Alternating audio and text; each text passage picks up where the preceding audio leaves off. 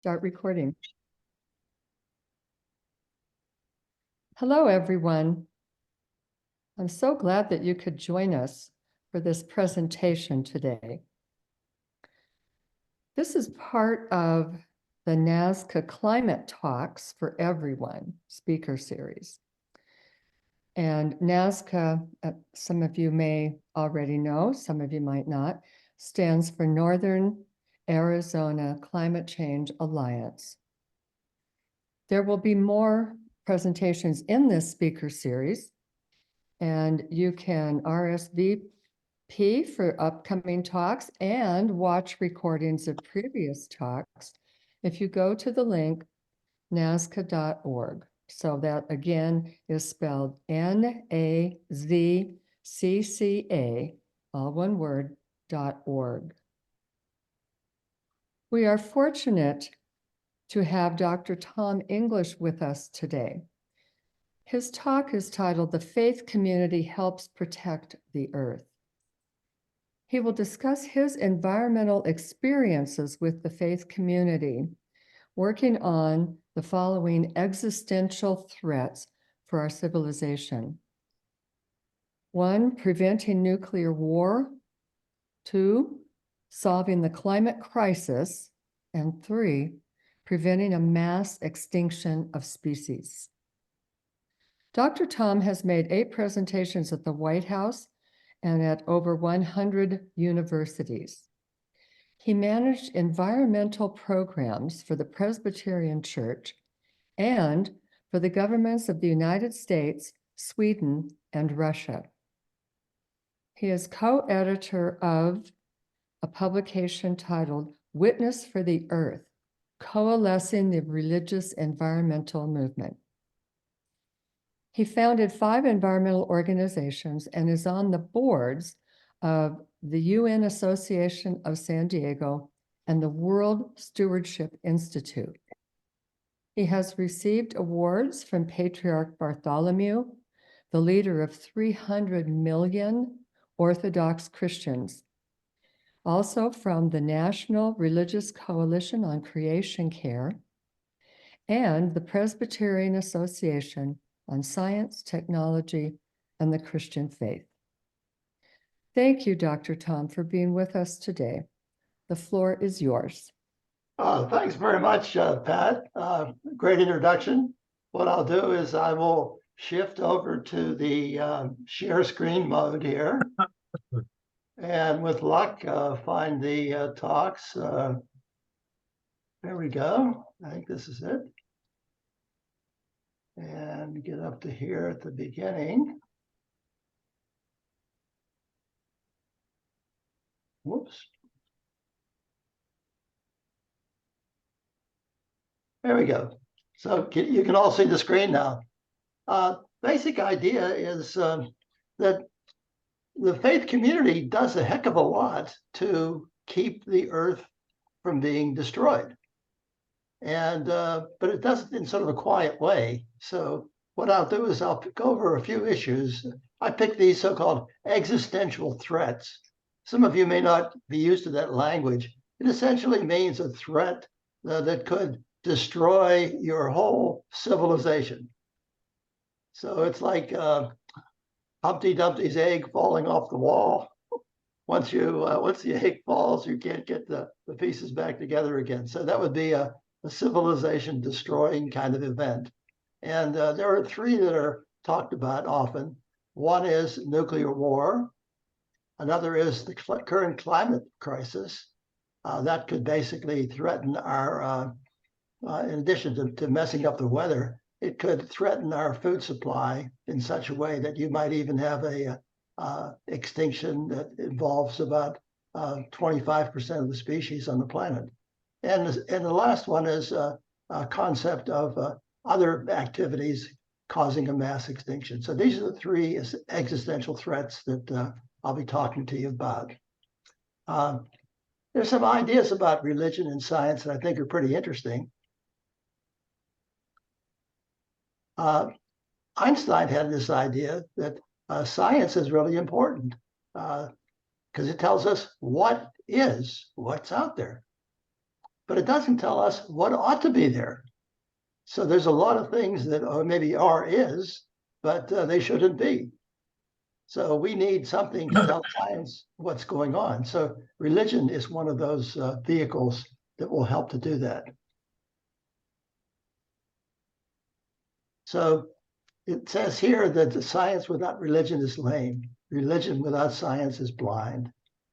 So the two go together like a horse and a carriage to accomplish some sort of thing that helps humanity.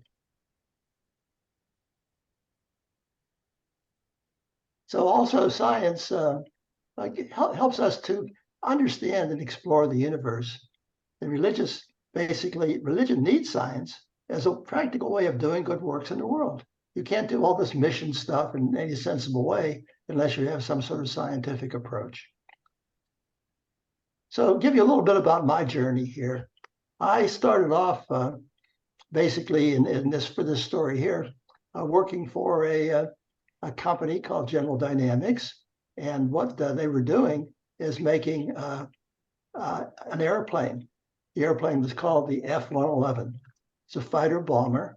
And my job was to run a microelectronics facility. I had about 100 people there.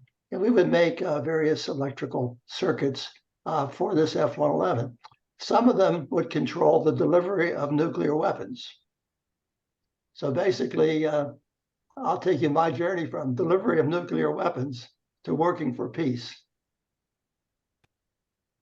What happened with the F-111 is the wings fell off the airplane.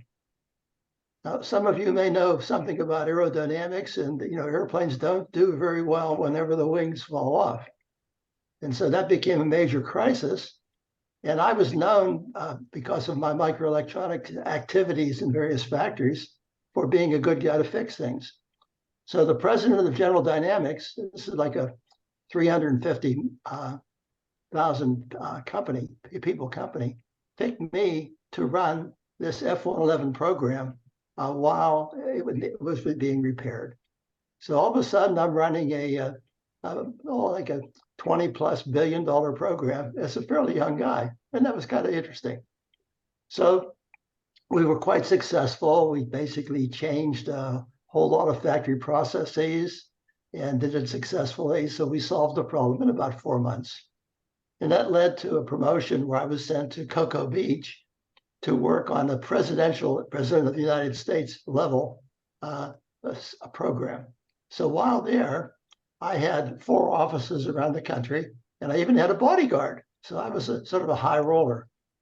And what happened is during my stay there, the first Earth Day occurred.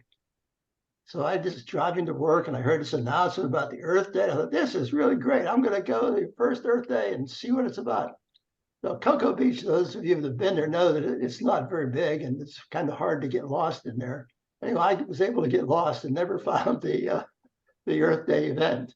So after trying for a couple hours, I get disgusted and I say, I'm not even going to go to work. I'm just going to go to the beach and goof off and relax. So I go to the beach and it's a perfect day.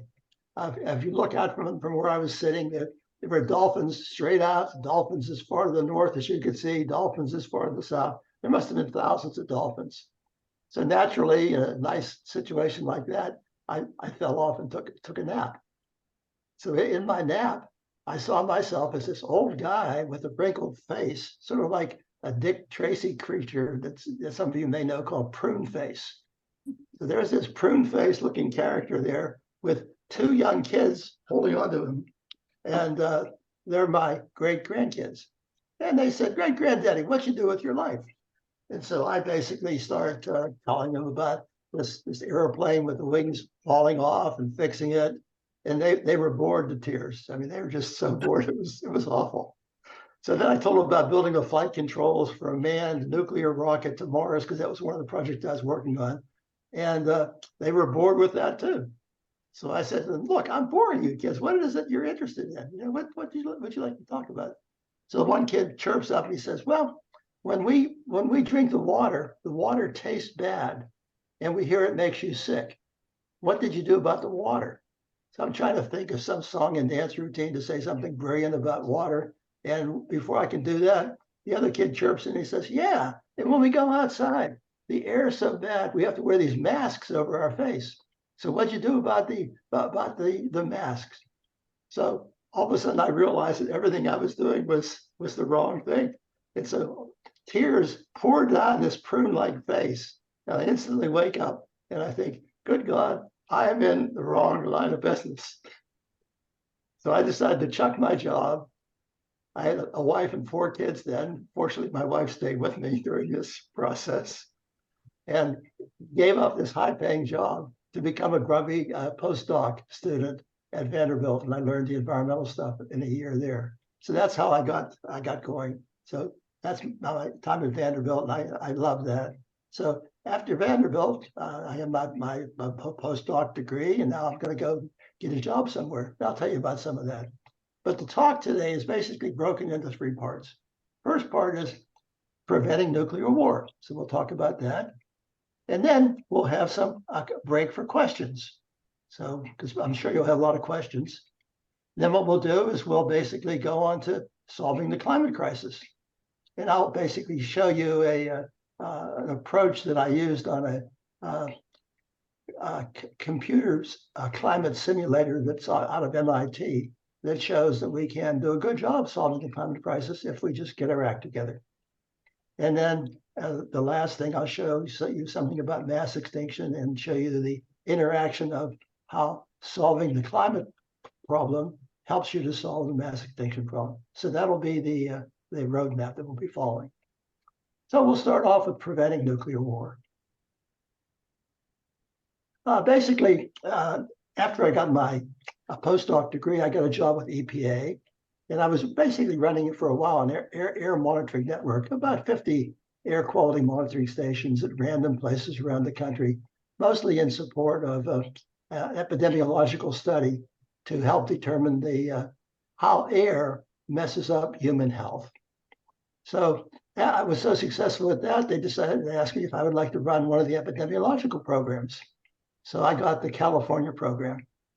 And that was the one studying ozone. So I became the person responsible for about a very large epidemiological program. And in doing all this, I became a government insider and ended up running a program. It was about, in today's money, about $500 million a year program. So that was a pretty good introduction to the world of what should I call it, of environmental protection. But I wasn't involved with the church at all there. Then what happened is I left Jet Propulsion Laboratory. I left EPA after about 4 years and got a job at the Jet Propulsion Laboratory. And there I basically did work on a high-level nuclear waste. I organized a program involving high-level nuclear waste, and we ended up working for the government of Sweden. There's some delegation from Sweden. This is the Viking lander. We landed 3 of those on Mars. They were visiting us, and so I took them into the so-called Martian sandbox. So I did that work, and I did work for the President Carter's science advisor, looking at the whole U.S. program and showing what a mess it was. So that was my introduction at JPL. But also at JPL, I was introduced to a church. My wife was attending church regularly. I wasn't. And she got me to go there. And one of the sermons that the pastor gave was about a hydrogen bomb going off in downtown LA and what it would do to our city of La Cañada. And that got me interested because I figured, what do these ministers know about hydrogen bombs going off? So I dug out about 20 years of old Scientific Americans and about everything I could find about nuclear war. And I would give the preacher about an 85% accuracy, which is amazing. I thought that was really good. So anyway, that got me interested in going to church. And I became a part of the church. And they introduced me to a group called the Synod of Southern California and Hawaii. And this is a group of about 500 Presbyterian churches. And I gave over 300 speeches on preventing nuclear war. So the church made a big difference in what I was doing. here are some of the people who were involved in coaching me. This is Gary Demarest, who was the pastor of the church. He was also a All-American baseball player. This is Roberta Hestenes. She was, in addition to being a pastor, she became chairman of the board of World Vision, which is a major mission church activity. And she went on to become president of Eastern Baptist College. And this is Chuck Osborne, who, when I knew him, was basically running a program for the youth, washing cars. And he became my coach for how to run small groups. So that was a very nice introduction. And these people introduced me to some more people, in particular to one guy, George Regis, who was the pastor of All Saints Episcopal Church. Regis was the co-founder of a group called the Interfaith Center to Reverse the Arms Race. So I got to know him pretty well. And it turned out that he had a secretary for booking all the speeches, and she was a good friend of mine. So one time, the president of Caltech, I think he's next year, Murph Goldberger, was not available for a speech. He's going to be in China for a week or two. So she says to me, "Hey, Tom, Murph's in China. You want to take the talk?" And I said, "Oh, sure, I'll be happy to do it." I gave the same content talk as his, but mine was funnier because I had cartoons in it and so forth. It was all about preventing nuclear war. So that's how I got started. And I gave about probably 30 talks for Murph Goldberger. And I gave about 300 or so just on preventing nuclear war. So in the process, I met some interesting people. Here is one of the most interesting characters. His name is Dick Feynman. He's a Nobel Prize winner for quantum electrodynamics.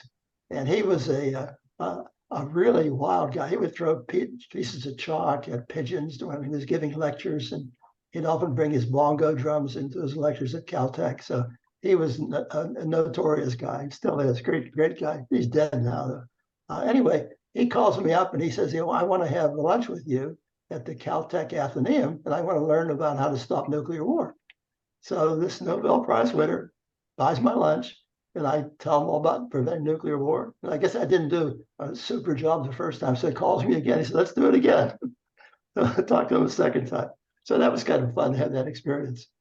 I got to debate some people. This is one of the flyers from a talk on the call to halt the nuclear arms race. This guy, Wilbur Simlick, he was the commandant of Camp Pendleton. There are two places in the country where they train the Marines, and Camp Pendleton is one of them. So the way that talk worked was interesting. It was a debate. So he starts off, and then I get my shout at him, then he gets me again, and so forth. So he does his thing, I do mine. And then when he's doing his counter to me, he basically says, "And I want to tell you in the audience that talk that Dr. English gave was one of the finest military briefings I've ever had in my whole career." So it became a love nest as opposed to a debate. So a little bit about nuclear things. So we'll start off with World War II. I didn't know much about World War II because I was 8 years old when it ended. So I was a pretty young kid. And I saw, some of the movies and so forth about it. And, you hear about all these things, bombing of Europe and leveling of cities and the Hitler and all the destruction that goes on and the various islands, Guam, Iwo Jima, so forth. So, there's a lot of banging and things being destroyed in World War II. So I'm going to talk about that is the energy used during World War II would be called firepower. So let's represent the firepower for World War II by the following. One little dot, okay? That one little dot is the firepower representing all of those things we talked about, including Hiroshima and Nagasaki. So that's what it would look like. Now, if we look at something else, let's look at maybe one submarine, a Poseidon submarine. And the firepower of that submarine has 3 little dots in it, okay? 3 dots. So basically, one Poseidon submarine carries more firepower than all of World War II, which is amazing how dangerous the world is getting. So let's get some idea of where are we today. Well, this is where we were back in 1982. See all those dots? Again, there's the World War II. There's the Poseidon little circle thing there. And this is the firepower that the world had in terms of nuclear weapons. So there was obviously a need to do something about that because those things are going to go bang. And so we have to do something to control them. So what we did is we organized a thing through the churches. I was on the organization committee called a Peace Sunday. And what we did is we got the Rose Bowl for a day. And the theme was, I have a dream, essentially a dream that we have basically eliminated a lot of these nuclear weapons. So 85,000 people showed up for the event all day. So it was a fantastic event. And it gave you some idea of how the combination of the sciences, the various cultural groups, and the religious groups can be really effective. This is Joan Baez here, and I forget who that is, but here's a flyer from it. I've got to go to the celebration lunch the next day. And so I'm there eating away, having a good time. And this guy comes up to me and he says, and I say, hi, Graham. And he says, do you know who I am? I said, yeah, you're Graham, because I can read his name tag. And he says, no, I'm famous. You should really know who I am. I says, you're Graham Nash, you know? And he says, look, get a napkin and write my name down.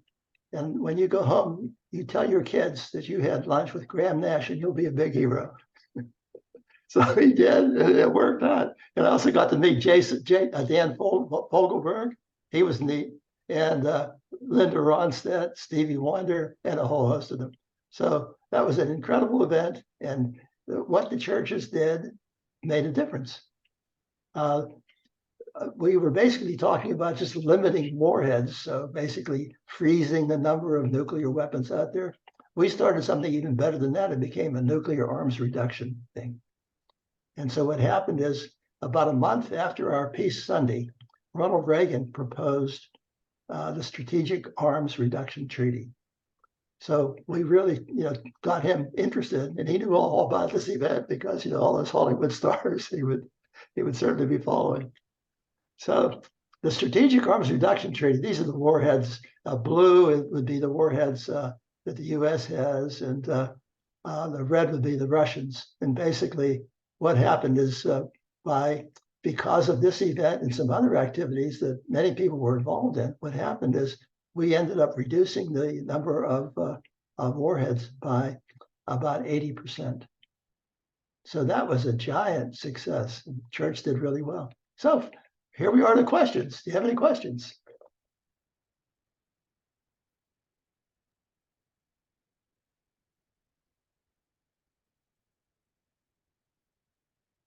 Hi, I have a question. My name is Carol Kidd. I have a question. This sounds simple back then. In the current climate, political climate we have today, do you think something like this can be done so easily? Well, it wasn't easy, first of all. We worked really hard at it. And a lot of people were telling us we were idiots for doing it because no one will come, So, it was hard work, but we did it. It took us several months, to get it all organized. And it was a spectacular thing. Now, today, I think we have equal opportunities, maybe even better opportunities. But what we don't have is the imagination. And so what I would like to see happen at some point in time is to have the various communities, the religious communities, the environmental communities, the other social communities, maybe industrial communities, get together and have similar events, but not this time just at the Rose Bowl, but all over the earth. And I think that could be done. And I think there's a will to do it, but it's just a matter of two things. One is educating ourselves, because a lot of people don't really understand how climate change works and what can be done about it. And I'll be addressing that in my second part of the speech. But anyway, great question. Thank you very much. I have a question, Tom. No, I have it. Emmett Farrell. what do you make of use of nuclear materials for electric and other energy generation today, such as on offering? Well, sure, it certainly works. You know, the nuclear stuff, little things atoms are breaking up and giving off heat. You can use the heat. But the question would be, how does that compare with everything else that you can use? Well, it turns out nuclear is very expensive in terms of normal, like, electrical generation. It's about the most expensive way to make electrical power. Much more expensive than, say, wind and solar and batteries and things like that. So that's true. But also it has unique problems. You know, the factories can go boom in the night. Like Fukushima was a good example of that. And we're having an event on Monday at Wesley Palms where we're going to be talking about actually nuclear waste at San Onofre, but I have a little subset where we talk about what happened at Fukushima. So it's very, very dangerous. Plus, then there's a thing that no one likes to talk much about, and that is the nuclear waste. The nuclear waste is it's dangerous for a long period of time, the order of 100,000 years or so. And we have made absolutely no progress on nuclear waste disposal since the work that I did for Jimmy Carter back in the late 70s. So what we do is we burn up the fuel, and then we take the spent fuel, we just stick it in a tin can and put it somewhere. The one at the location of San Onofre is particularly bad because it's about 100 feet from the ocean. So it's not quite as bad as just throwing it into the ocean, but it's right next to that. So yeah, so nuclear just doesn't hack it in terms of economics or safety. Hope that helps, Emmett. Yes, thanks. Tom, just real quick, Frank Asimbo has his hand up. Yeah, thank you so much. You know what? This is a very big deal on our side. I'm telling you. You know what? The way you understand how the world, the planet functions, and the way we on our side, we African, especially in the church community, but, hey, this is a big deal, I'm telling you. You know what? You must make a plan for us to make more training, because here, the big deal is people around us cannot understand the world, how the world is functioning, the way you understand it. You are talking about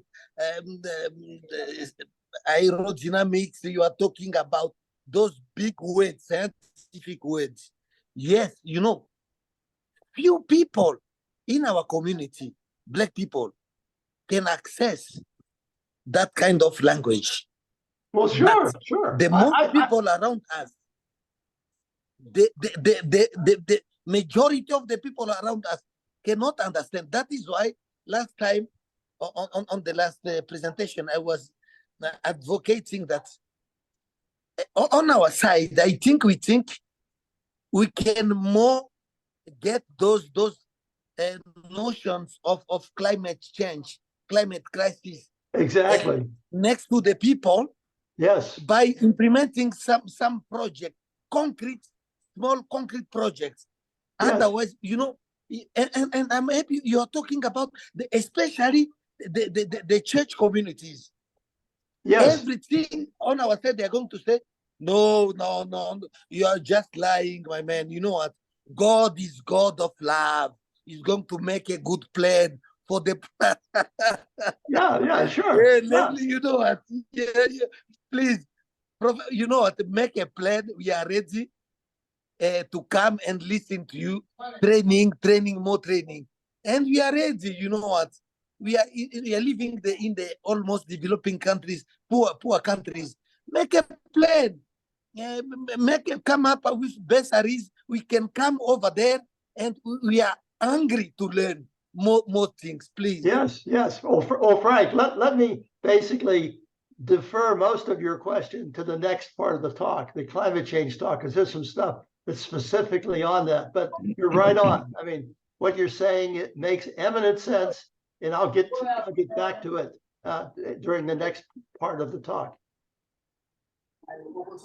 Yeah, you know what? Yeah, I'm listening to you. It was just like an observation, just a comment, more than like a question. Yeah. Yeah. Well, so be patient with me a little bit. We'll get the climate part in, and then we'll show you how that begins to answer your question. Okay. Thanks.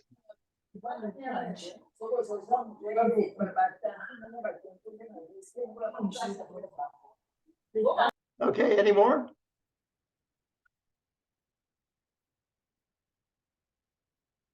Okay, super. So if we don't have any more, let's move ahead to the next part, which is on climate.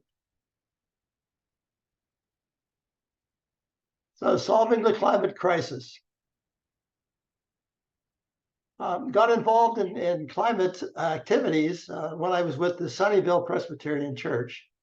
There we did some work on endangered species, got the church to adopt a policy to basically not kill half the species on the planet. And several other churches picked up on the same thing. And so that was, it was very good. I learned how to get my own act together a little bit by taking the Jesuit spiritual training exercises. A friend of mine was my spiritual guide at Santa Clara University. And that was very helpful to be able to think just like some of these clerics can think.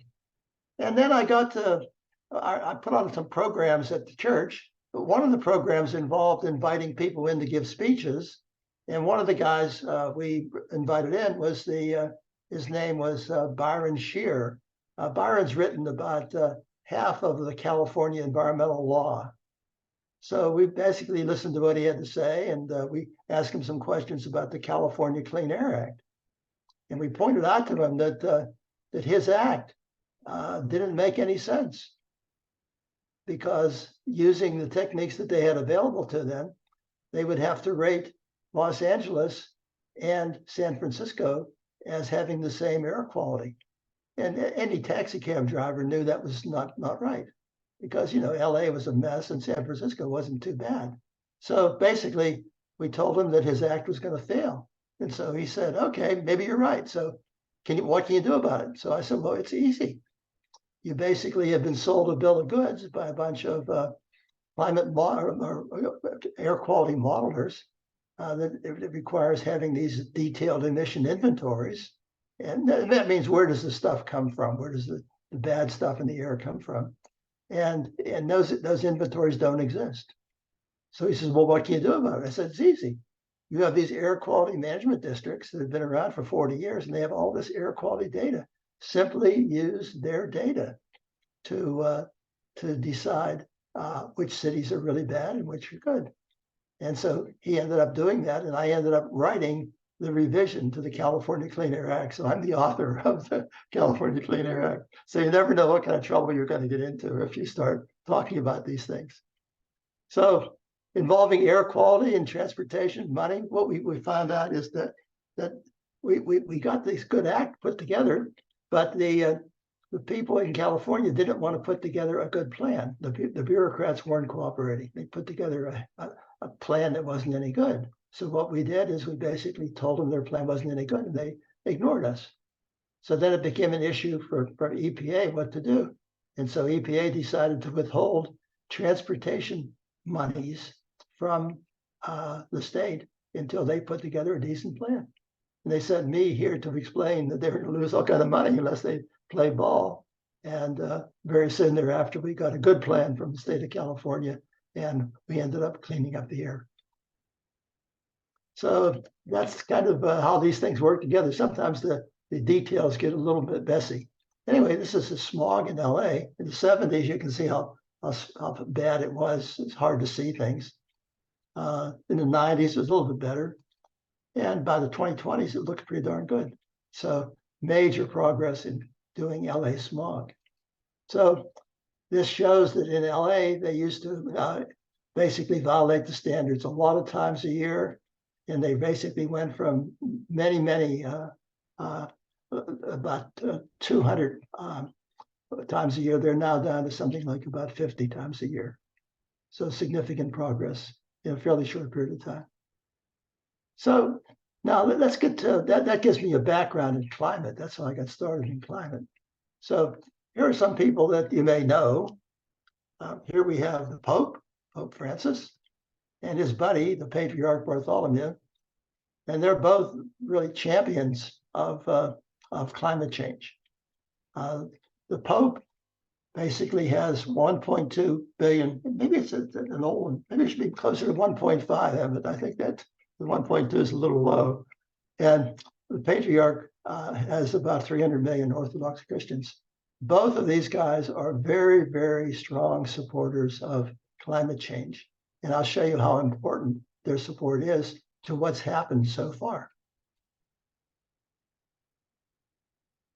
Oh, this is me, by the way, giving a talk on a little island, maybe an hour's boat ride from Istanbul. This is the Patriarch Bartholomew here.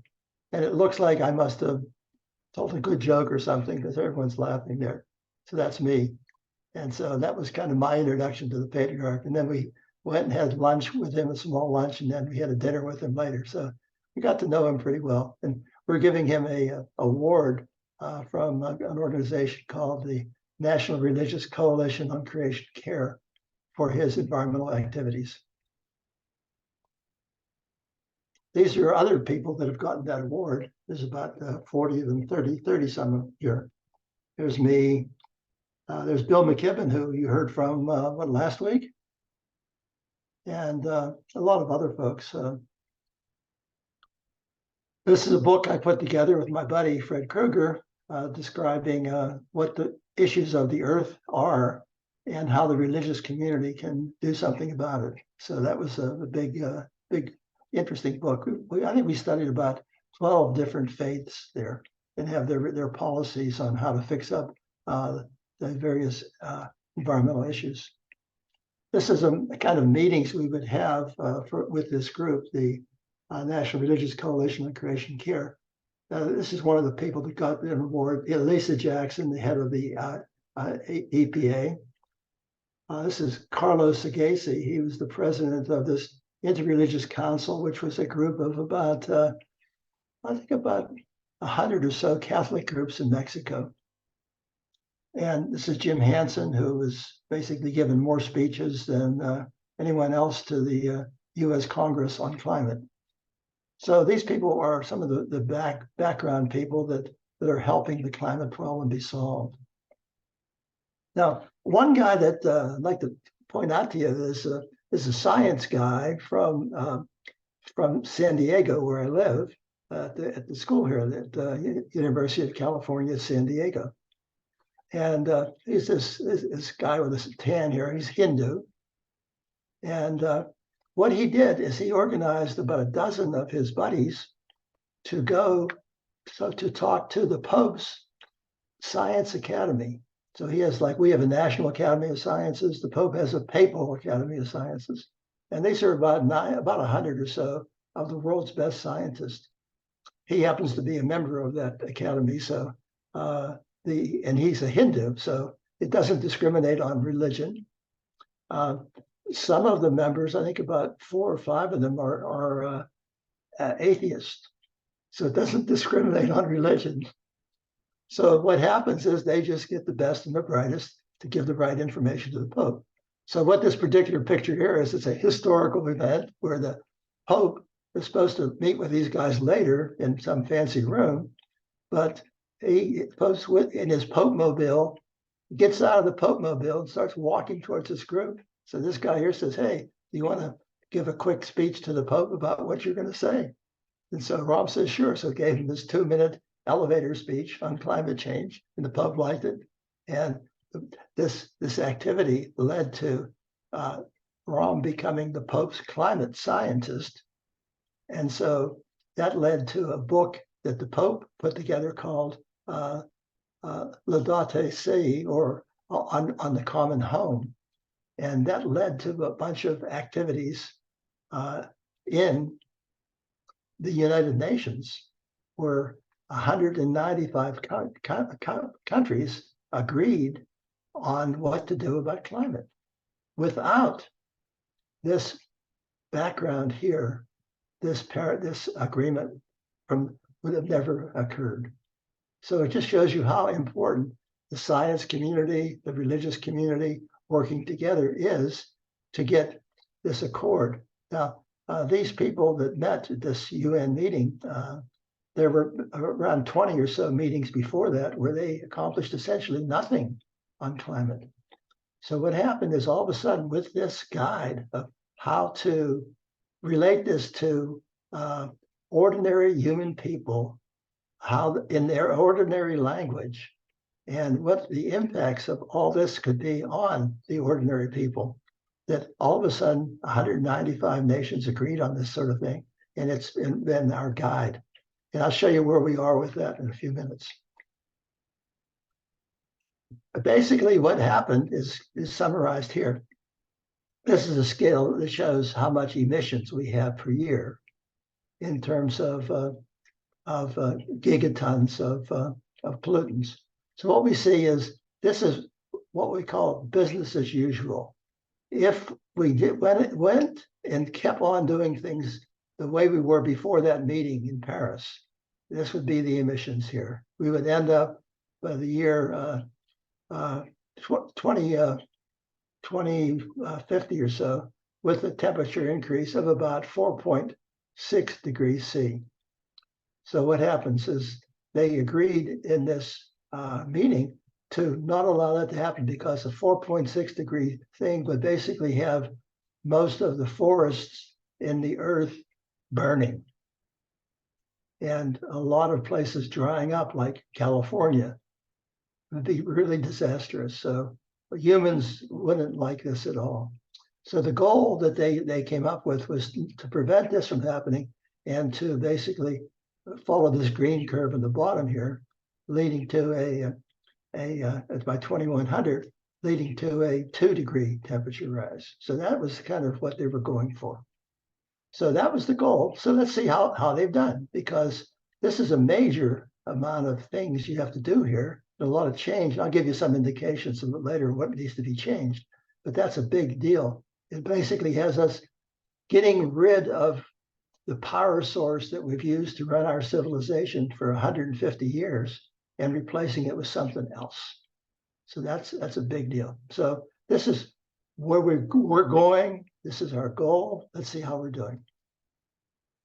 So we need to remove about 5,000 gigatons. And you all know what a giga is because of your computers. It's giga this, giga that. You know, it's 10 to the 9 or so gigatons of CO2. That's how much we have to remove. So if we go to last December 2023, this is that old curve, the old business as usual. What we've done what we've done so far, okay, is we've shifted from business as usual being this curve here down to a new business as usual curve. This is our new one. So basically, if you look at this amount of stuff to be removed, you can see that a lot of it has already been done. So a lot of you folks need to be patted on the back for doing a good job, because so far you've done great. And we need to continue doing better. 70% of our problem has already been solved. So what we need to do is do the rest of it. So that's some good news resulting from this Paris Accord. Because if we didn't have the Paris Accord, we'd be on this old red curve here, and that would be a disaster. So how do we do it? We basically went ahead and decided, what did we use this fossil fuel energy for? And we basically made, a lot of it was being used for electricity. So we basically went out and made a lot of windmills, solar panels, electric vehicles, and some other things. Now, what do we need to do now? Well, this is the problem. Basically, these fossil fuels come from airplanes, from ships, from trucks, from coal plants, industrial processes, coal mining, thawing permafrost. So we need to have a plan that basically looks at all of these things simultaneously and helps us thread our way through the swamp so that we can figure out what we need to do. And we need to pick some paths that make sense to ordinary people, gives them jobs, okay, gives them a higher quality of living, okay. So we need things that basically improve their quality of life while we're doing all this. So basically, I've stumbled on a thing that's available out of MIT called the En-ROADS, Energy, Rapid Overview, and Decision Support. It's basically a climate simulator that is available to use for free. So all of you folks, if you're interested in using it, just give me a buzz and I'll tell you how to do it. I'll tell you how to get on their system. They do advise some training though, because it's a little bit tricky, but it's not very hard at all. So I'll show you some of the activities involved with En-ROADS. This basically shows here the energy used per year by various sources. Coal, black, there it is. Okay, this much a year. Oil, this much a year. Natural gas, the blue. Renewables, the green. Notice renewables are growing rapidly. Okay, and that's part of the secret of our success.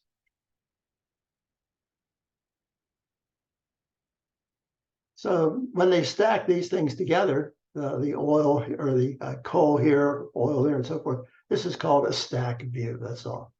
So we use the stack view. And this En-ROADS, it's designed by two outfits, some outfit called Climate Interactive and also an MIT Sloan School. It runs on ordinary laptops. You don't need anything super to run it. It's intuitive and it's really easy to use. And I'll be happy to even organize a course for you guys to help you teach it if you don't want to go through the fancy one. And it's grounded on 30 years of the best available science. So they've got the best guys on earth working on this. It has ways to change things. So we have basically, we call them levers to change things. You can change the efficiency of a variety of processes. You can change the way you move things through transportation. You can put a price on carbon. Right now, we just emit carbon into the air like it's an open sewer, and we don't charge the companies anything for emitting that. There's a way where you can charge them that and essentially get money back for the ordinary person. We can talk about planting more trees, etc. So there's a bunch of levers that are easy to use. And if you don't like the levers, there's some ways you can go around the levers and basically change some of the assumptions there, and you can test your own assumptions in there. So it's very, very flexible. So this is one I started with here. We had move this over here, a business as usual baseline that said we're going to hit about 3.3 degrees C by the year 2100, which is not good. And the basics of that's caused by coal being burned at the rate by this little dot here, oil at this dot here, natural gas here, and so forth.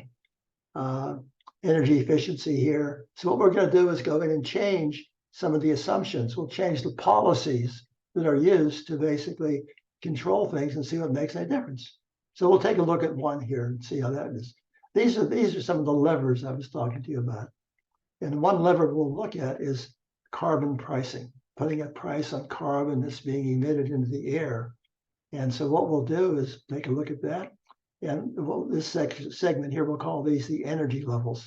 So first we'll look at carbon pricing and see what happens. So before we twiddle any knobs, the temperature prediction is 3.3 degrees C. And we'll see what we do here. Change the carbon price and see what happens. Now, when we put a price on carbon, what that says is that when you're making electricity in normal ways, you're emitting so many tons of carbon for so much electricity. So what we'll do is we're going to put a tax on that stuff that's emitted into the air, $10 a ton. And that tax then will cause some bad news. That's our electrical bill go up, and the cost of producing this electricity will go up.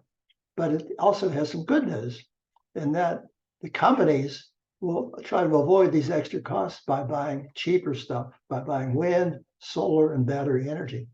And for the ordinary person, this gets back to the question a little bit earlier. That was Frank's question. The family, like this is a typical family of 4 in the US. These people will pay 5 or 10% more for their electricity. But what they do is they get a rebate of that money sent back. And this is the amount of money they get back per month. It starts low, 23, gets higher and so forth and so on. And so it gets up to about $400 a month back.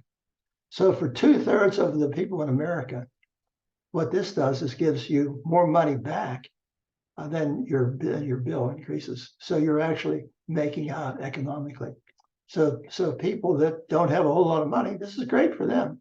You know, now if someone's a big energy hog and drives a giant sized car and so forth, God bless them, they should pay some more money for that. And this charges them that. So that's how one of the levers works. So if we push that lever there, we'll take the lever from carbon and make it a little bit different. Push it over. That little guy there is pushing the lever. It's actually easier than pushing. And we get a result. And then we'll push some more levers here. And we basically end up pushing a bunch of levers. And what we end up with is a result that says we will now be getting an increase instead of 3.3 degrees C, it'll increase 1.3 degrees C. And that goal of the United Nations was 1.5 degrees C. So this meets the United Nations goal by just moving these settings from this dashed line here over to here for oil, for coal, natural gas, putting a price on carbon, stopping deforestation significantly, planting new trees, improving our technology, worrying about methane gases. So if you do all those things, it works. It solves the problem. Now the question is, did you wreck everything when you did this? Did you spoil the quality of life of people? Did you ruin jobs? You know, so you have to go in and check the details of what happened. And so this system has the ability to do that. So we'll look at the impacts of our activities here. And what we'll find out is that we meet the Paris Accord numbers, okay? So we're happy on that. So the Conference of the Parties, or COP21, we satisfy those requirements. This would be an example of temperature change. So what we find out here is they get the temperature, it goes up for a while, then our policies start to kick in. It peaks around 2045 and gets below 1.5 here. And by the time we get out here, it's 1.3. So that's how the temperature works. So we did good on that. In terms of human health, what we found out is that the thing that affects humans from breathing in the air are the small particles, the particles that are less than a certain size. These are called 2.5 micron. So if we reduce those particles, we help to basically increase human health.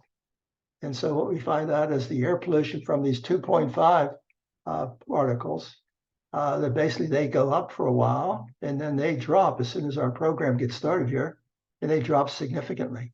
And they drop enough to save 160 million lives over this period of time. So that is a great improvement in the lives of ordinary people. Let's look at the pocketbooks of ordinary people. The gross domestic product is called the total value of goods and services. Now, if we take that for the world and divide by the number of people in the world, we get the gross domestic product per capita. And it can be used to help determine the standard of living. If this number is going up, that's good. If it's going down, it means that your quality of life is dropping.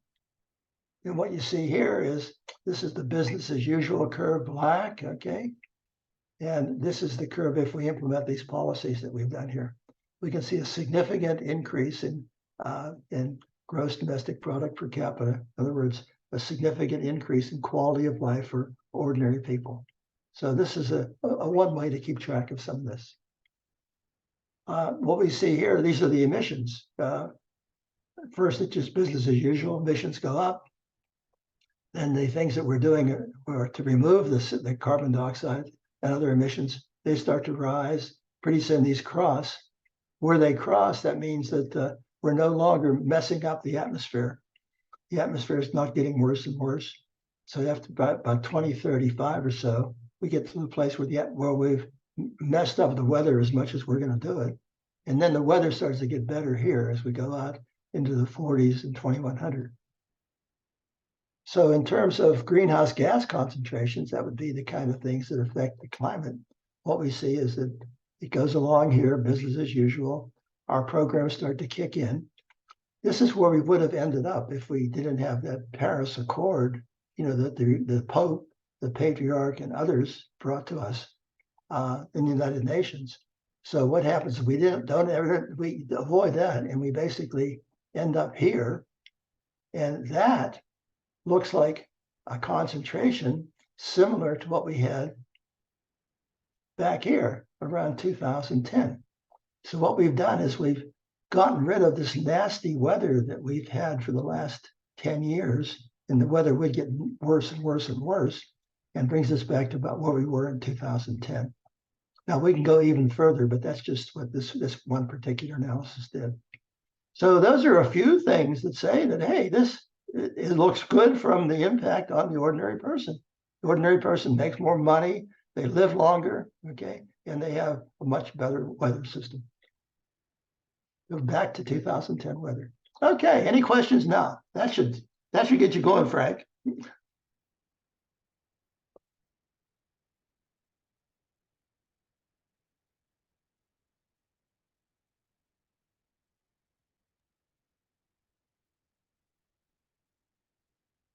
Tom, this is Dave Rice. I just put something in the chat that said there's a very unusual message of hope, and I love the optimism.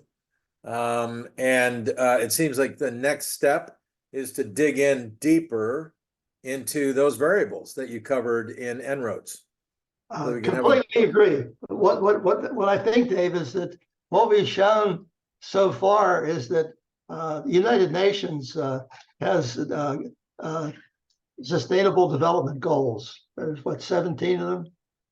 Yes. And some of them involve this sort of thing here. I think that we've shown so far that this really is helpful to at least 2 or 3 of the goals. Now, I think if we look a little further into it, we'll see some numbers, and I haven't peeked too much, but this is a heads up for what's coming. The pH of the oceans, okay? Yep. That's going to be one that's going to be very favorable. So that'll be another victory. I think things like, we'll see in the next question part about extinction of species, we'll see we have a big victory there. So yeah, I think it's going to take a lot of people looking at this stuff, you know, examining it, arguing back and forth to see where it really goes. But the thing that I think is wonderful is that this is the first time I've seen a coherent explanation of the goals, meeting the goals, and doing it in a way that appears to really increase your quality of life. Absolutely. Totally agree. So Tom, you have a couple of hands raised. First, Carolyn Harris and then Connie Gunter. Okay, Carolyn. Hi, Tom. Having been with you on this journey for at least 40 years, I'm glad to have some good news. And I think the important thing is I've become a great believer in local action. And because of that, I've been attending Pasadena City Council meetings for the last couple of years. And in January of 2023, the Pasadena City Council passed a resolution to reach 100% clean energy sourcing by 2030. And they had a lot of pushback on that from the fact that Pasadena has its own Department of Water and Power. And it's easy to pass resolutions. It's much harder to implement them, even at the local level. So this is something that we're going to be working on probably for the rest of my lifetime. But if you don't set a goal and then push people who are able to make it happen, to do something, it's not going to happen. So I can only encourage people to be involved in local action as much as possible. Wonderful and necessary. Without local action, nothing happens. So you need to do that. Well, the nice thing about this is putting these tools, these En-ROADS tools, into the hands of the local activists. They can actually see what the consequences of their actions will be. Right. Now, Dave is working harder to essentially make things even easier to use than the En-ROADS system. So hopefully, by having enough guys, trying to put these tools into the hands of local people, what we'll do is we'll see basically a lot more success rates. Because if you have a goal and you fail at it, you feel bad. But if you have a goal and you make it, you feel good. So let's make sure that our goals will lead us to success.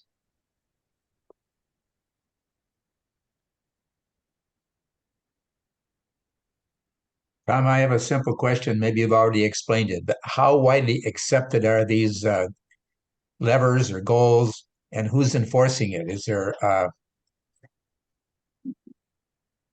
someone seeing that it's moving forward? Is it the EPA, or who's in charge of enforcing? Well, in terms of how good is the machine, basically what this is, it's like an extension of the old concept of a slide rule.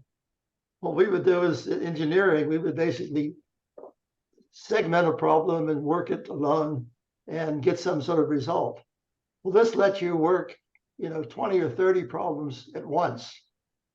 Now, in terms of how good is it, this started about 30 years ago with some work called Limits to Growth out of the MIT Sloan School, and became famous for basically predicting things in terms of what's happening to the Earth.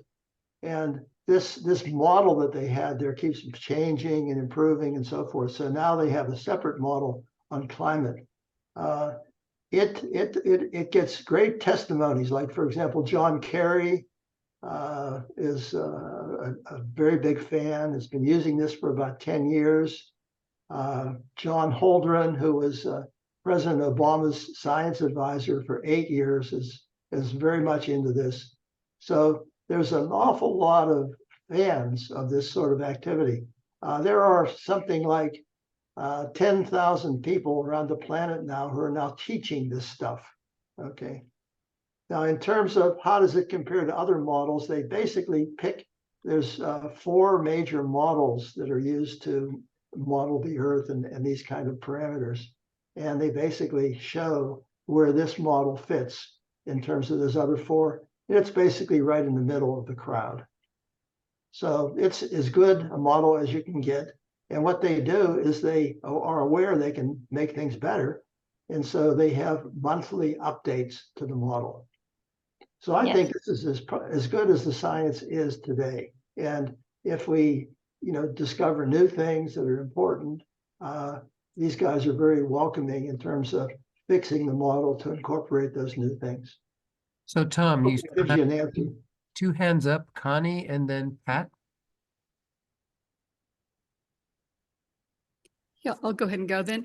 Yeah, I'm Connie Gunther. I'm new, Tom. I think we haven't met, but I also live in San Diego. I was primarily in the aerospace industry for over 30 years. The company was Goodrich, and then it got bought out by United Technologies and Raytheon now. So I still have a lot of friends and cohorts that are still with the company. So years ago, when we were manufacturing a lot here in San Diego, we had to control emissions. We had to monitor and report on those. And we thought we got smart and said, let's just go outsource everything. Put it in another country. It's going to be China's problem, Mexico's problem. Somebody else is going to handle the emissions, right? And so now that we're reshoring, we're got to go take a look. And I love the idea of having the levers and all of that, because I think we need to be held accountable to when we reshore, we're bringing it back to Mexico, bring it back to US, that we have to abide by these standards to keep control of our climate, keep control of our emissions. So yeah, I'm really welcoming seeing this, and definitely a lot of learning as we're trying to go back and figure out how to manufacture in a cleaner type of environment.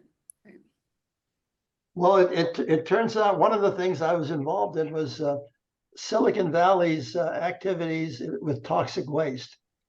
One of my side jobs at IBM was I was in charge of about the environmental activities of about 130 companies in Silicon Valley.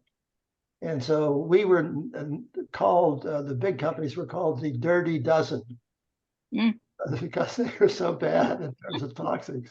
IBM have always prided itself as being, one of the really good guys, was had the worst single source of chlorofluorocarbons on Earth. So anyway, we went through, figured out what could be done, and reduced our waste by 86% in 4 years, and made billions of dollars in the process. So we showed that the chambers of commerce were wrong, and that that the cleaning up of the environment is not a job killer. In fact, it's a job creator. Yes, totally agree. New clean jobs instead of the dirty jobs, right? Right. Yeah. And Thank you. Yeah. Sure. Was there another hand? Pat Ellsworth, I have a question for you, Tom, and that has to do with the carbon pricing. Yes. As you describe it, and I've heard it described that way before, it just sounds so reasonable. Like, it's a no-brainer, we should do this, but it's not getting traction in Congress. Is that because of the energy companies and their pressure on Congress? Well, there is a group that is signed up for this. I think it's out of Citizens Climate Lobby. They organized a group of, it's about 40 or so congressmen.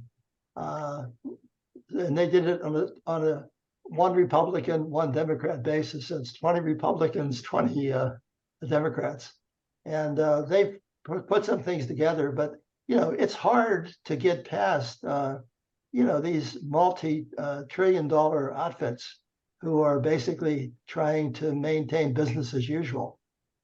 Yeah. So, and the part of the reason is they basically say that like natural gas is natural. It's wonderful. Why would you want to spoil something natural? Our garbage trucks used to say, driven by clean natural gas. I noticed that they've taken that off though. So, maybe there is some progress being made, but yeah, it's methane is a nasty fuel.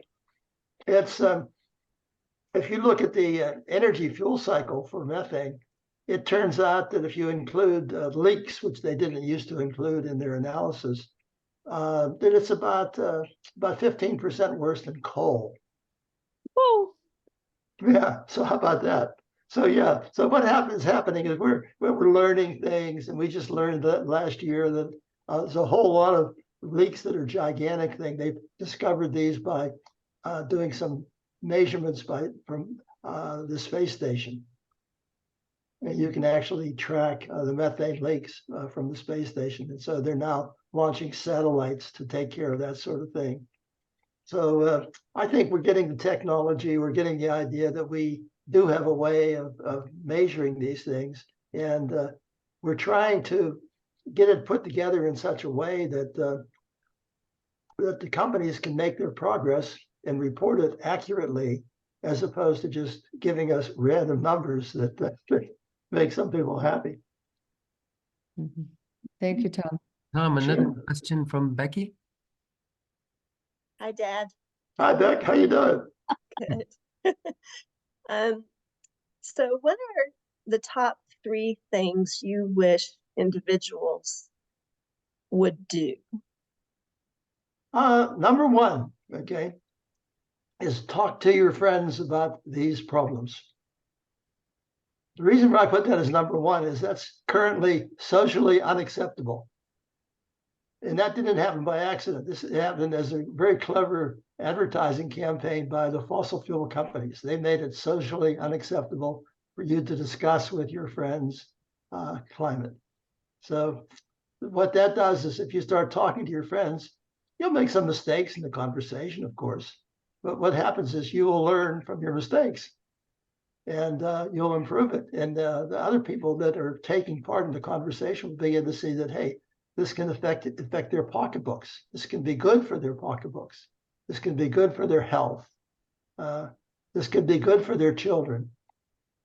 So yeah, you start getting people talking. So that's the first thing I would do is get people talking, just to their friends, and you maybe a few strangers if you're really very very bold. But number two, try to understand this stuff. Okay, there's a lot of scientific gobbledygook out there that's kind of hard to understand. Find some people that you can actually understand, and encourage the institutions that are the keepers of the knowledge to basically reduce their difficulty to somewhere where an average taxi cab driver could understand what they're saying. I think what happens if you get that happening, that gets a lot of people interested in voting at the polls, which changes the behavior. So those would be those are the 2 big ones I would go for. Thank you, Tom. Okay. That's pretty good advice. Sorry, Becky. Oh, I'm sorry. Can I just ask one more quick question? Yeah. There's an issue with subsidies for oil companies that a lot of people are concerned about. Okay. And I was wondering if you have any thoughts on how people could affect that. Well, first of all, subsidies were a good thing for a long period of time because we needed that energy. So that was good. Now what happened is it turns out that kind of energy is harming us. So you don't want to continue subsidizing stuff that's harming you. You want to subsidize things that are good for you. Now, when you take away subsidies, you can harm people. Okay. So you want to make sure that that when you take away subsidies from the community, that you give them something of value to replace that. Educational opportunities, jobs, whatever. So if you can somehow be clever about your educational opportunities, about the jobs, placing jobs in areas where you're basically going to create an economic downturn, then I think that would be better. So get rid of the subsidies, though. And then what you should do is since you have that money from the subsidies, you may as well do something with it. So subsidize the new stuff, the things that actually benefit you, the things that give you your money back in a short period of time. So that's how I would handle the subsidies issue. I think that it's changed, but if you just say I don't give a damn about those people, then they're not going to support you. So basically, you have to be supportive of the people who are being harmed by the subsidies being taken away. I don't mean the companies, I mean the human beings that are behind that. Does that help? Yeah, thanks. So Tom, I was going to say, I think your advice about talking to your friends and family and everybody you know is really very important. And if anybody has any doubt about what to talk about or what's going on, the very first presentation in this series is kind of a quick review of the current science on climate change. And so if you want to give yourself all the talking points for such conversations, it's a good review. Take a look at the very first presentation. Now, how will they find that? So I put the link in the chat a couple of times, and it's basically the NASCA website, www.nasca.org/climate talks for everyone. Okay. climate talks. For everyone. Let me put it in the chat one more time.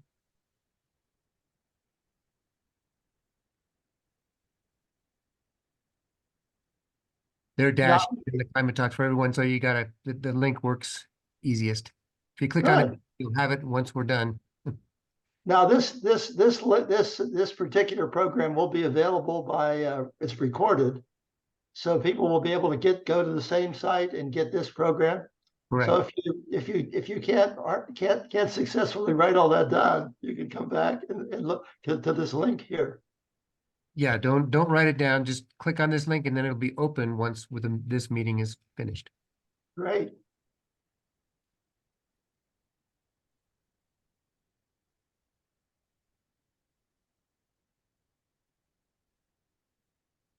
Okay, why don't we move on to the next topic? I think we've made some progress here. The next topic, and I'll get this out of the way here, is preventing mass extinction.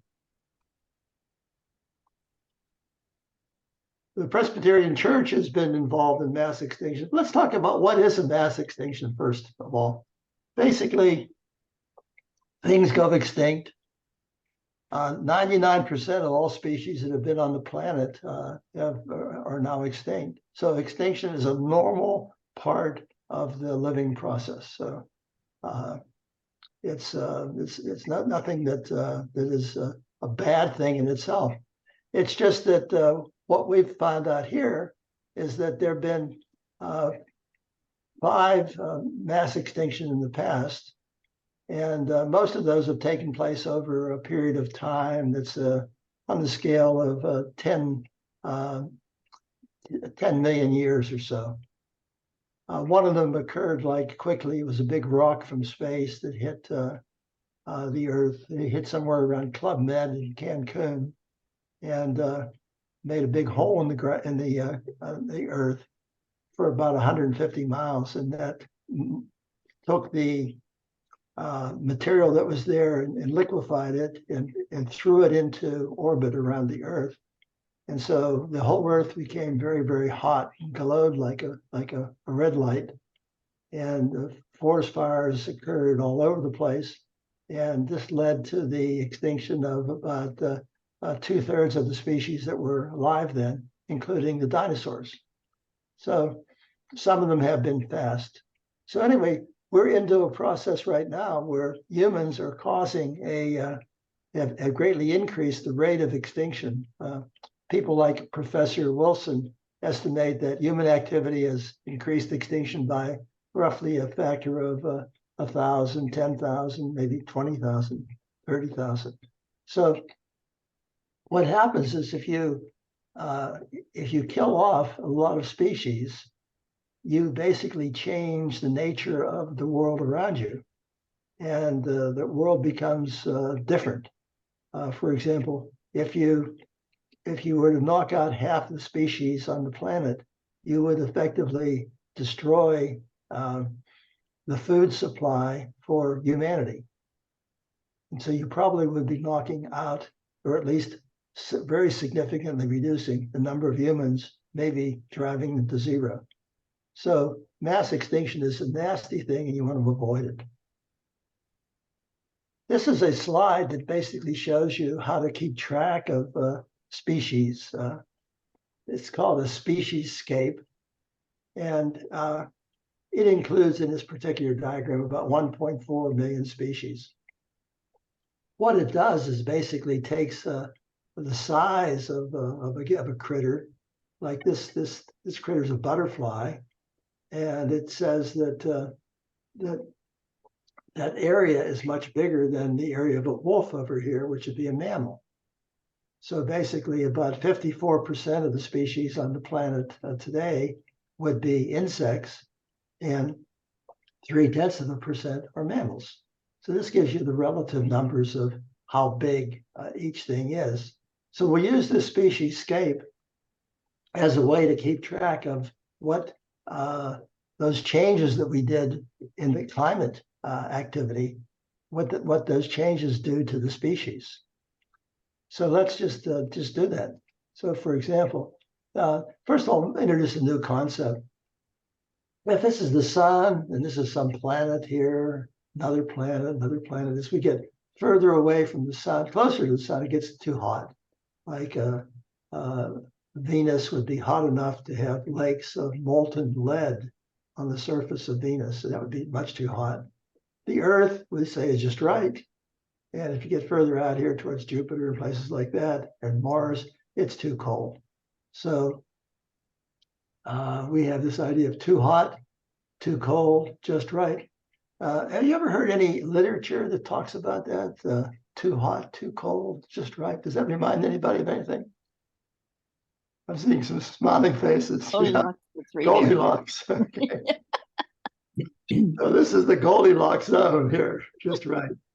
And the people that do En-ROADS didn't call it the Goldilocks zone. They call it the climate range. So basically, that's essentially it means Goldilocks zone. What we do is we look at the climatic changes, okay, due to various things here. So let's look at invertebrates. So insects are an example of invertebrates. That means they don't have any spinal column. Jellyfish, no spinal column. Starfish, no spinal column, etc. So these things have no spinal column, okay? And the predictions for business as usual would be that we would lose climate range for 50% of the invertebrates, okay? That would get rid of half of the invertebrates, essentially. So we then say, well, okay, well, we're not doing business as usual now. We've moved all these levers around. Let's see what happens, okay? Well, with the levers, that's the blue stuff here, we see that we're now down to essentially zero. So we have solved, okay, the invertebrate extinction of species problem without even knowing we were doing it. That's the nice thing about whenever you have all these levers, it's doing a lot of stuff. And if you look behind the curtain, where the Wizard of Oz is, you can see the details of what have you done. So this is a marvelous thing to have done accidentally by not trying to do this, but by trying to solve the climate problem. So it's a nice new way of discovery. Let's look at another one. This is basically vertebrates, things with a spinal column, frogs, wolves, us, turtles, etc. Basically, they would have the climatic range reduced by 27%, so not as bad as the invertebrates, okay? But if we do what we recommend here, it only gets reduced by 1%. So maybe we have to figure out how to do something about that 1% too, but that's at least 1% is a lot better than 27%. So that's big progress for vertebrates.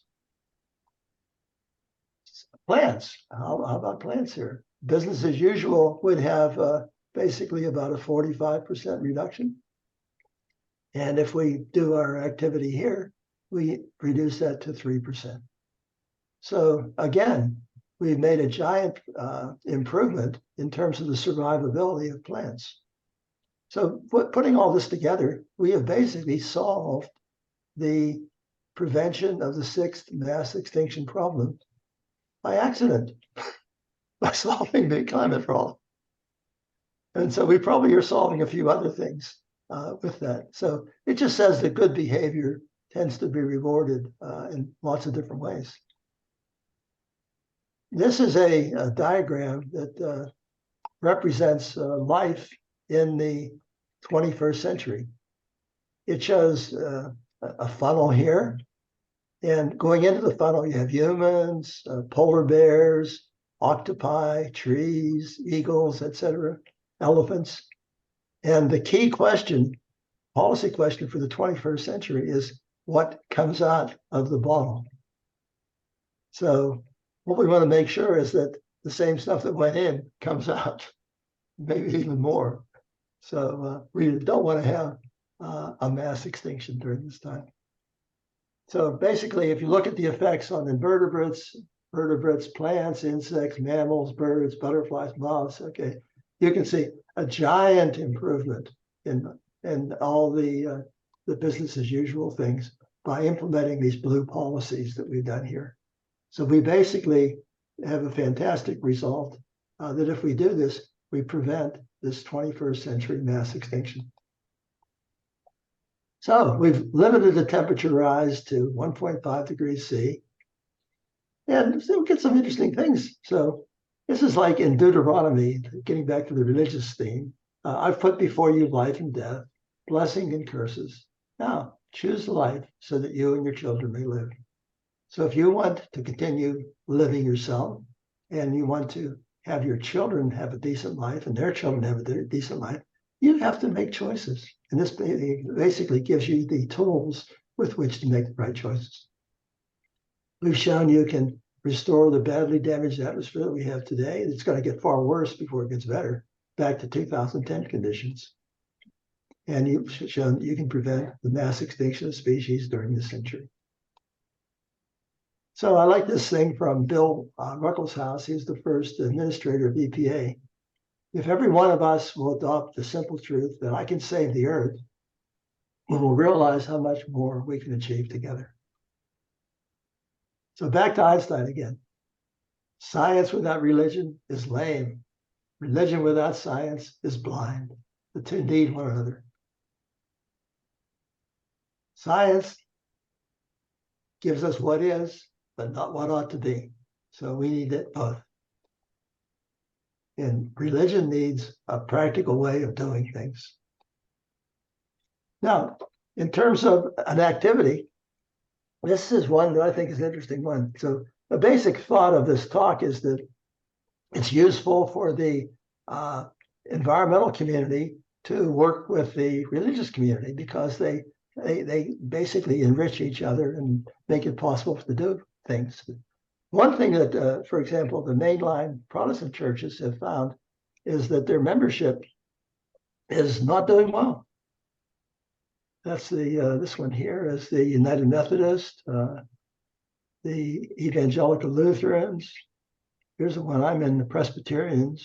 See, we're getting down there, and United Church of Christ. So basically, the churches need the vitality of the environmental community in order to basically stay in existence. So if we make an effort to work closely with them, what happens is it helps us get our job done better, and it also helps them continue to exist. So basically, we've done an exercise here of paradise lost or paradise regained. Hopefully, we're going to push towards the regained. So we've looked at nuclear war, one of the existential threats, the climate crisis, mass extinction. And we've looked at all three of these and found out there are ways that we can avoid them, essentially. We have the technology and economics to conquer them while simultaneously improving our quality of life. The question is, do we have the vision and the cooperative spirit to do it? I sure hope we do. So people like you have to get out there and make those decisions. So what I'd like to see is worldwide Rose Bowl kind of activities, climate for humanity. The big question is, will we do it? So questions? Yes, we do have some questions coming from our chat. Connie, you asked a question about commercial aircraft and also one about water. Would you like to go ahead and ask those? Sure, yes. Yeah, the commercial aircraft, I know that industry that they buy the fuel in advance. And so if we're trying to pivot into cleaner fuels, I think that might be an opportunity area where they're still trying to figure out, the best chemical properties of cleaner fuels. So I think that's just was more of a statement versus a question. But I did have a question regarding the En-ROADS tool, if there's one for water. I know there's a lot of micro plastics that are pollutants in water really affecting it. I was just wondering if there's a similar tool we can show the impact of something like that and chemicals going in the oceans and lakes and streams, how we could kind of clean up that effort with those tools. Well, let me make a confession, Connie. I'm taking the class with En-ROADS, and I got a third of the way through, And I decided I wanted to start moving some of these levers around myself. And that's cost me about a 2-month delay. And I've generated 3 or 4 courses, in the meantime, including this one here. So I don't know the answer, but if there is not that existing, you can make the case, to them that we need that. Okay. And if they feel that it's a big enough number of people that would be interested in it, they'll certainly do it. Mhm. So that's one nice thing about their approach. It's flexible and lets you essentially let them know things that you think that they're missing. Mhm. Okay, yeah, that's great. Yeah, because I understand that microplastics, it's becoming a big problem now. And even I think in Europe, they said they were able to do some testing and it's showing up in our bodies and creating, heart conditions and other types of problems. So it's becoming a lot bigger. And, they usually throw the plastic bottles in the water because they're not recycling. So it has that, potential there to get some kind of mitigation put in place if we had a good tool to give that visibility. Yeah, and probably create some new industries in the process. Mhm. So yeah, it has a lot of upside potential. And I think that there's thousands of things like that, So what we need to do is to identify them, lobby for them, make sure that people know that we think that's an important variable to take care of. For example, in that particulate matter 2.5 micron thing I showed you, that where people are going to live a lot longer because of dropping the fossil fuels. The people that were the toxicologists basically didn't think that the small particles did anything at all. They thought you breathe them in, you breathe them out, the thing happens, no problem at all. So what happened is some of my friends wanted to, they had these filters, these 2.5 micron filters, and they wanted to get some data. So we stuck them in these monitoring stations I had around the country.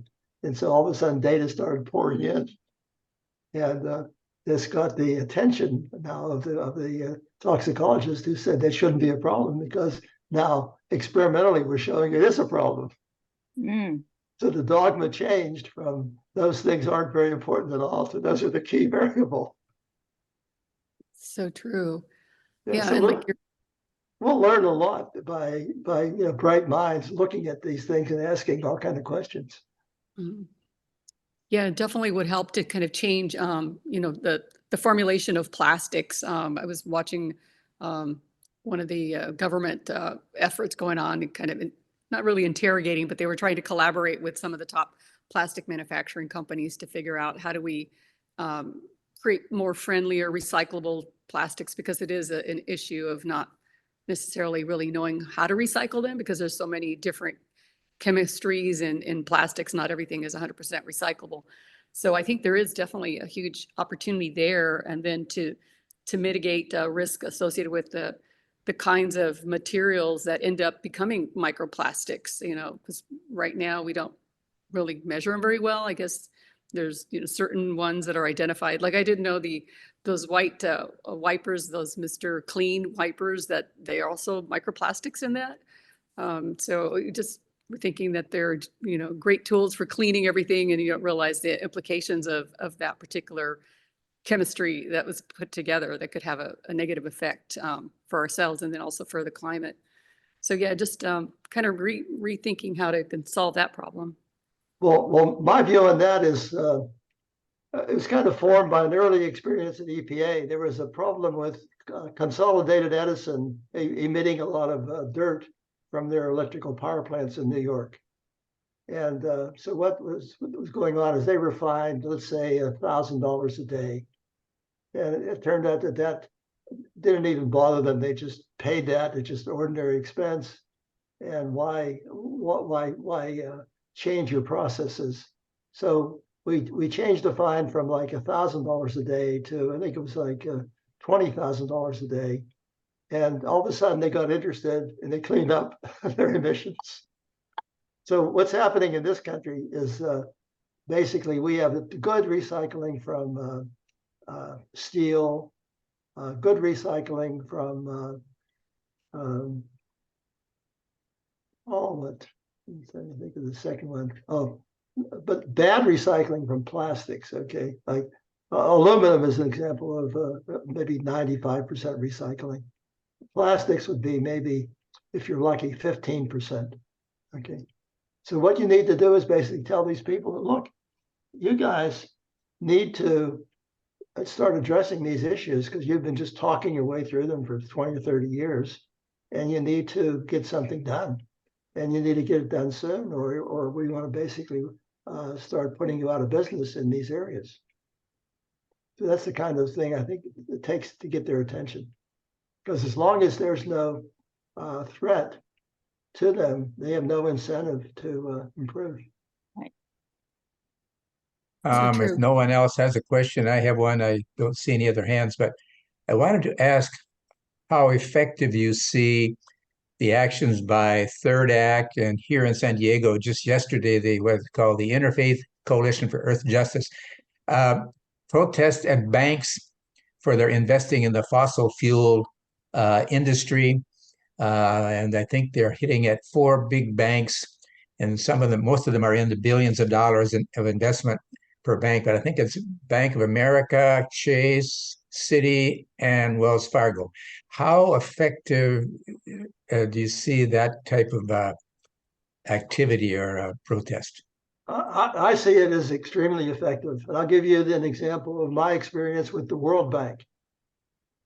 Back, it must have been 20 plus years ago, we had a meeting with the executive vice president of the World Bank, me and a few of my buddies.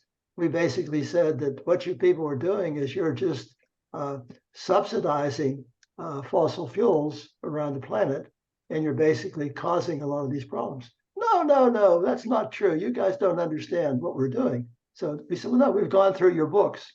We've examined this, we've examined that, and so forth and so on. So we argued and finally convinced them that they were part of the problem as opposed to being part of the solution. So anyway, takes a while, but about 2 years ago, the new head of the World Bank announced they're spending zero on fossil fuels. So they've totally changed from being bad actors essentially, while playing the role of a good actor, to now being an actually good actor. So I think the banks that you're basically talking about picketing them, they're in the same situation. So they will get the message that people are leaving, they're closing their accounts in these banks and moving them elsewhere, and that costs us so much money a year. We can no longer afford to essentially squander our money on these fossil fuel companies. I'll send you the video of the first one that was done here in San Diego. Oh, I'd like to see it. Thanks. All right. Don Gibbs has his hand up. Yes, thank you. First, a few comments and then end with a question. First, words and language matter. And I'm referring to the words of climate change versus global warming. I encourage all of us and everyone we talk to for the rest of our lives to use the words global warming, not the words climate change. Climate change is it's way too soft. It doesn't get to the truth. So please use the words global warming. As you all know, whatever your news information source is, 99% of all media, they continue simply to use the words climate change. Sounds like nothing all so much important. Maybe 1% of the time they use the words global warming. Secondly,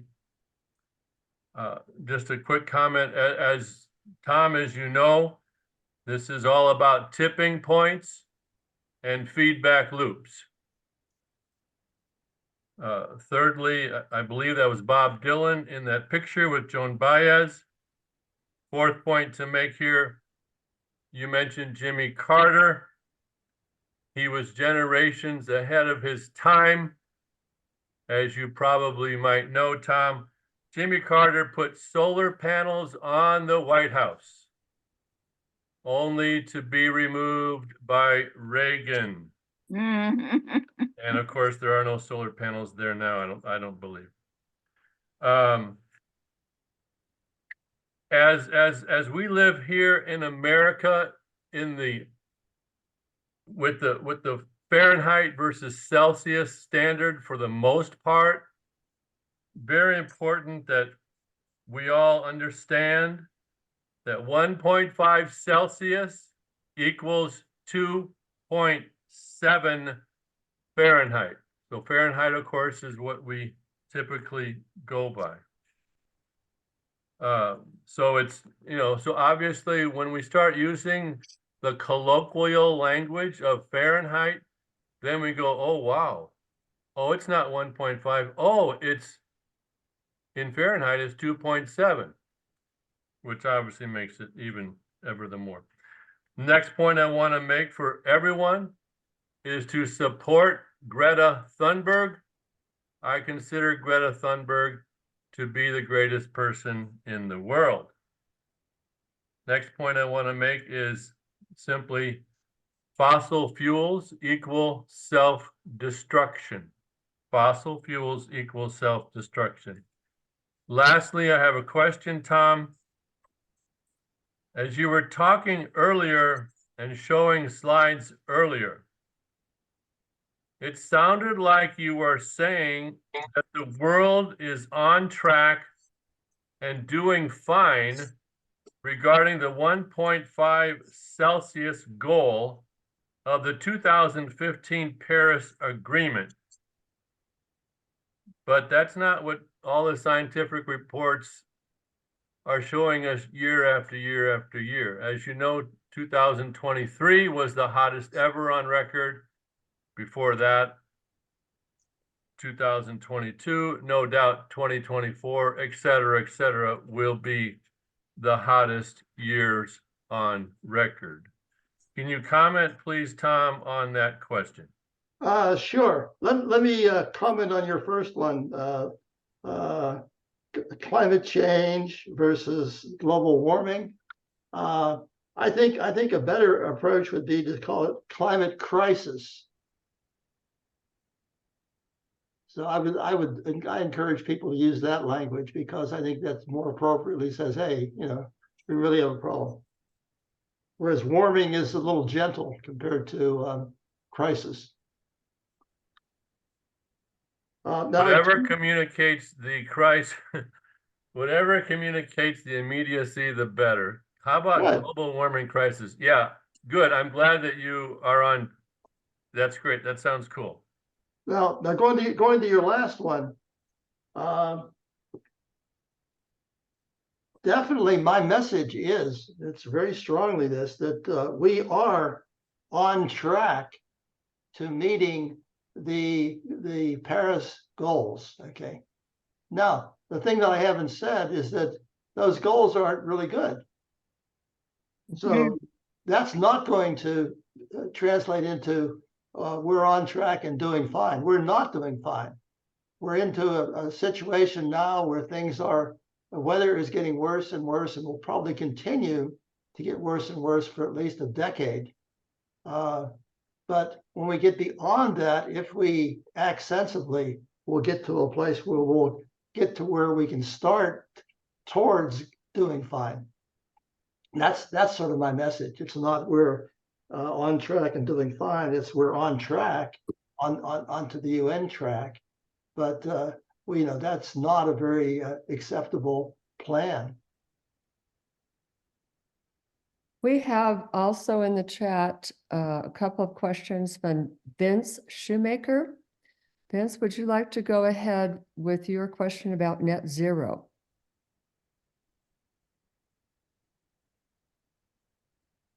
Vince, you'll need to unmute yourself. There it goes. Yes, good evening. I'm talking to you from Grand Rapids, Michigan.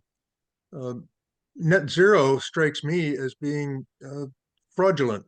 I don't see that it is likely to account for any real reduction in the carbon load on the atmosphere and in the oceans. And it is being used cynically, I think, by people who feel that we can push off the difficult decisions indefinitely. Is that accurate, or am I misrepresenting things? Well, let's go back to the fundamentals. I think it's a great question, Vince. First of all, I mean it's good to get under the lid of the language. I think you want to first of all look at the thing of are we increasing or decreasing emissions? Okay. So if you want to make any progress at all at some point in time, you have to decrease your emissions. So that's a starting place. So anything that doesn't decrease emissions is not going to be helpful in the long run. Now, if you get to a place where net zero, that would mean probably, the definitions are probably all over the place, but probably means that the emissions are equal to what is sucked up by the planet by normal processes at net zero. Now, if you get there, that is a status quo position. So if your weather system is wonderful, then that's a good place to stop. If your weather system is lousy, and you have droughts and you have tornadoes and you have all these other things that are forest fires that are burning countries down, then net zero is not good. So it depends on where do you get this net zero. So you got to be very careful about the net zero thing and make sure that you're not settling for a place where your net zero is a living hell as opposed to a wonderful place. So I think you have a great question there. So it gets into the details. Vince, you also had an observation about insects in the Midwest.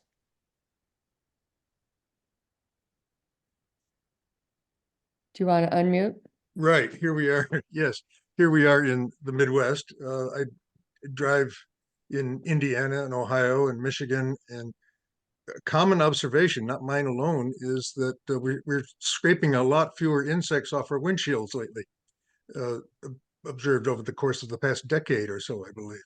Is that even a reasonable metric to estimate how badly we're doing on the question of species reduction, species being eliminated from the ecology? I think that's a brilliant, what we would call biological indicator. So yeah, that would be something you would like to pay attention to, something that people would understand. So if you could have something that could be published in a newspaper that says the windshield wiper index is, and that means that there's many less insects. Yeah, we have a serious biological problem right now in terms of mass extinction. If we continue on our current path, we will have achieved a mass extinction sometime in this century. And what that means is that it's going to be a living hell for whatever humans are left when that occurs. So we shouldn't feel complacent or wonderful about the species problem. The thing I was trying to show is that if we take some sensible actions, okay, in another area, it can have great benefit in terms of solving our species problem. So we have to take those actions, and I don't know of anyone that's made those links real strongly. So I'd like to see them be more part of the normal everyday discussion. Thank you, Tom. Semia Shell, you also put a comment in and a question in the chat box. Do you want to unmute yourself?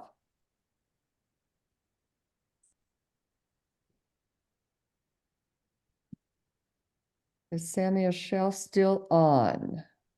He might have dropped off. Looks like she has. She says, should we place our efforts on putting emissions into an easy to fudge balance? Or should we focus on directly phasing out fossil fuels?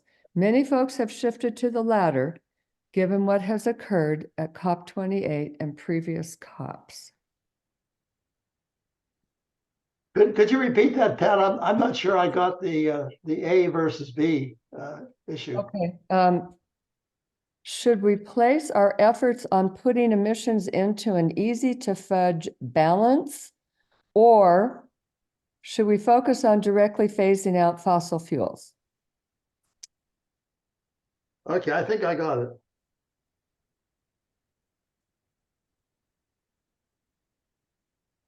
Tom, I think it was a follow-on to the question Don had asked about net zero. Mhm. Yeah, basically it says, what I'm thinking is, what do you need to solve the problem is the way I would approach it. In other words, if you could have something where you basically rule out fossil fuels totally, okay, versus controlling emissions. I would be favoring something that says control the emissions as needed, and let the fossil fuels be whatever it is, as long as we're reaching our goal. So that's sort of maybe a more nuanced way of saying it, but it says solve the problem. That's what you want to do, solve the problem, and then just look at different techniques. Don't start off with the answer is, take a look at the options and do the things that make sense.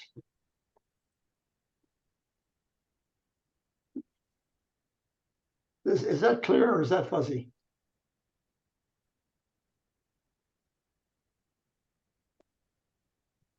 Dave, do you want to respond to that? Dave Rice?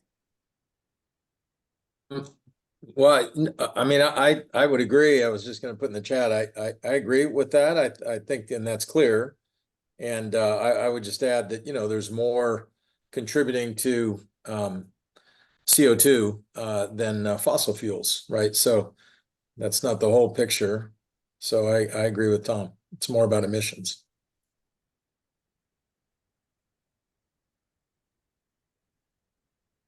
There was a comment in the chat from Becky. Fleece is a material that sheds microplastics. What? Thank you. Thank you, Becky. You want to say more about that?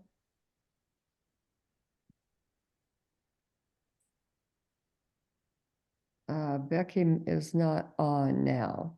We are almost at 4 o'clock. Well, it's been a long one, huh? It's been a good discussion, though. I have a quick question on the religious advocacy. Where is the line drawn on the, I guess, the 501c3 rule that you cannot influence PACs and political agendas, et cetera, but we're trying to influence policy and change these bills and laws. Where do you draw that line? I think the line, first of all, is it's drawn at the 10% level. Okay. Whatever that means, but you're only allowed to spend 10% on these things that I think are aimed at specific laws. I think that's the difference. Like, Okay. I think you can spend whatever money you want to advocating for a clean earth. Okay. I don't think there's any law that says a clean earth. So, that's not a specific law. So I don't think you're limited at all. But if it's SB 473, okay, that you're going for, Yeah. That basically says no more than 10%. Okay. Thank you. Are there any other questions or comments?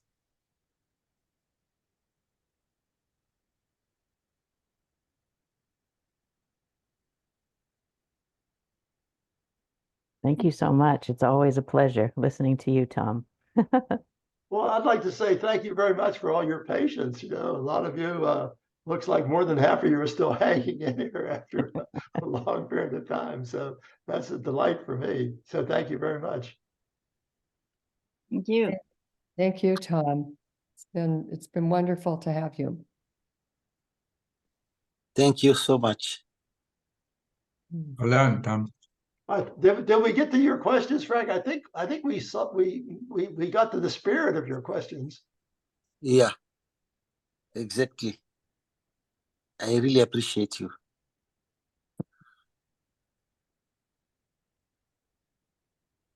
Thanks all of you for attending today.